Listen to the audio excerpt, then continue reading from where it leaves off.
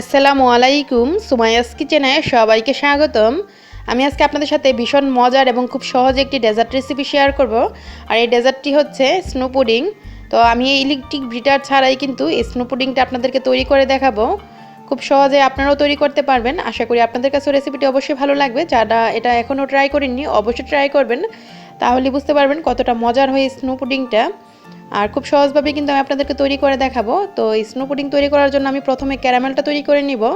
Caramel তৈরি করার জন্য আমি এখানে চুলায় একটা প্যান বসিয়ে দিয়েছি। আর প্যানটা কিন্তু আমি এখনও চুলাটা অন করি নাই।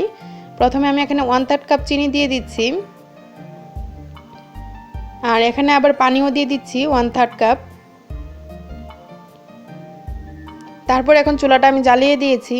চুলাটা কিন্তু মিডিয়াম আঁচে রাখতে হবে, মিডিয়ামের চেয়ে বেশি আঁচে রাখতে যাবেন না।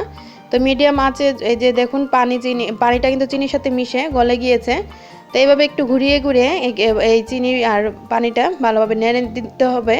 তো চামচ দিয়ে কিংবা খুন্তি দিয়ে নাড়ার দরকার নাই, একটু ঘুরিয়ে ঘুরিয়ে এইভাবে নিলেই হবে। তো এইভাবে ঘুরিয়ে ঘুরিয়ে অপেক্ষা করছি কালার আসা পর্যন্ত। তো এই যে দেখুন হালকা কালার আসতে শুরু করেছে, এখনও কিন্তু এই ক্যারামেলটা হয়নি। তো এভাবে ঘুরিয়ে ঘুরিয়ে আমি দিচ্ছি। চুলার আঁচটা কিন্তু মিডিয়াম আঁচে আছে। তো এই পর্যায়ে কিন্তু কালারটা হয়ে গিয়েছে। এখন আমি চুলাটা অফ করে দিয়েছি। এই যে দেখুন এখন যে বাটিটাতে আমি পুডিংটা তৈরি করব সেই বাটিতেই এই ক্যারামেলটা ঢেলে দিচ্ছি। অবশ্যই সাথে সাথে কিন্তু ঢেলে দিতে হবে। তো তারপর এখন আমি এই বাটিটা চারদিক দিয়ে ঘুরিয়ে এই ক্যারামেলটা সেট করে নিচ্ছি। তো 5 থেকে 7 মিনিটে দেখবেন ঠান্ডা হওয়ার পর এটা একদম শক্ত হয়ে গিয়েছে, সেট হয়ে গিয়েছে। উল্টালেও এটা পড়বে না। তো এই যে দেখুন এটা কিন্তু সেট হয়ে গিয়েছে।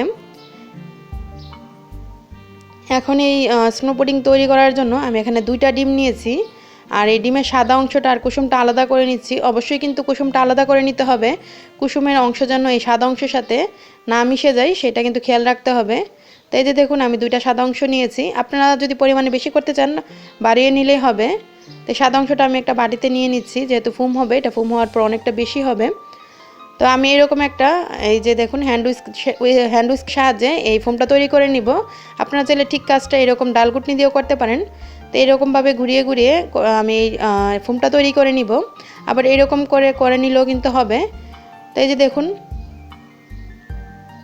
যখন এরকম ফেনা ফেনা হবে তখন অল্প অল্প করে চিনি দিয়ে এই ফোমটা তৈরি করে নিতে হবে। একবারে কিন্তু বেশি করে চিনি দিয়ে মানে পুরোটা চিনি দিয়ে কিন্তু একবারে করতে যাবেন না, অল্প অল্প চিনি দিয়ে করলেই হবে। আমি চিনির পরিমাণটা এখানে দিচ্ছি 1/3 কাপ। আপনারা যদি মিষ্টিটা আরও কমিয়ে খেতে চান তো কমিয়ে দিলেও হবে। তো 1/3 কাপ চিনি দিয়েছি, এটাতে অনেক মিষ্টি হয়েছে। তো আর আমি এখন চিনি দিব না, এখানে 1/3 কাপের মতো চিনি দেওয়া হয়ে গিয়েছে। তারপর এরকম হ্যান্ড উইস্কটা আমি ঘুরিয়ে ঘুরিয়ে ফোমটা তৈরি করে নিচ্ছি। এই যে দেখুন এরকম ভাবে গুঁড়াতে গুঁড়াতে যখন দেখবেন এরকম ফোমে পরিণত হয়েছে। আর চিনিটাও কিন্তু খুব সুন্দরভাবে ডিমের সাদা অংশের সাথে মিশে এই ফোমটা তৈরি হয়ে গিয়েছে। তো এই যে দেখুন এটা কিন্তু এখান থেকে মানে এই হ্যান্ড উইস্ক থেকে পড়তে চাচ্ছে না, তখনই বুঝবেন এটা একদম হয়ে গিয়েছে।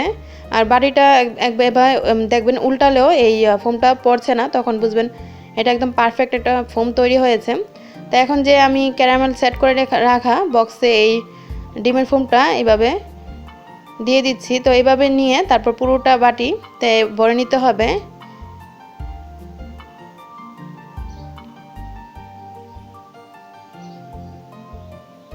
তো এই যে দেখুন আমি বাটিটাতে খুব সুন্দরভাবে কিন্তু ভরে নিয়েছি। আর এই সাইডটাতে ভালোভাবে পরিষ্কার করে নিচ্ছি একটা টিস্যু দিয়ে। তো অবশ্যই খেয়াল রাখবেন যাতে ভিতরে কোনো ফাঁকা না থাকে, ভালোভাবে ভরে নিতে হবে ডিমের ফোমটা। তারপরে এই বক্সের মুখটা আমি লাগিয়ে দিয়েছি। আর চুলায় কিন্তু আমি এখানে একটা সসপ্যানে পর্যাপ্ত পরিমাণে পানি দিয়ে এরকম একটা স্ট্যান্ড বসিয়ে দিয়েছি। পানিটা কিন্তু বলক চলে এসেছে।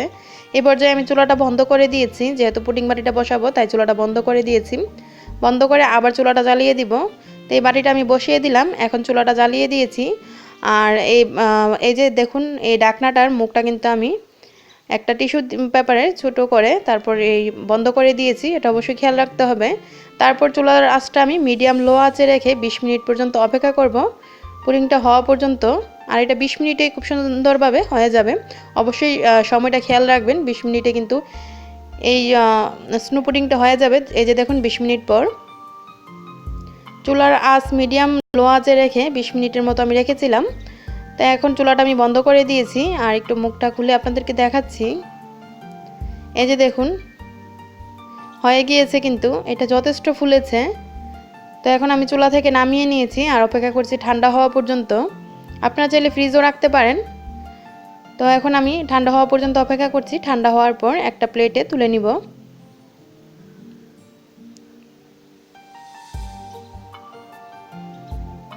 এই যে দেখুন আমি তুলে নিয়েছি, আর নিশ্চয়ই দেখে তো বুঝতে পারছেন। আর এটা দেখতে যত সুন্দর হয়েছে, খেতে কিন্তু তার চেয়েও বেশি মজার হয়েছে। মুখে দিলে একদম মিলিয়ে যায়। আর এটাতে কিন্তু অনেকে বলতে পারেন ডিমের গন্ধ লাগবে কিনা, একদমই ডিমের গন্ধ লাগে না, যেহেতু এটাতে কুসুম দেওয়া হয়নি, শুধু ডিমের সাদা অংশ দিয়ে করা হয়েছে, তাই এটাতে ডিমের কোনো গন্ধ লাগার ভয় নাই। এই যে দেখুন আমি একটা টুকরো আপনাদেরকে কেটে দেখাচ্ছি ভিতরটা কতটা সফট হয়েছে।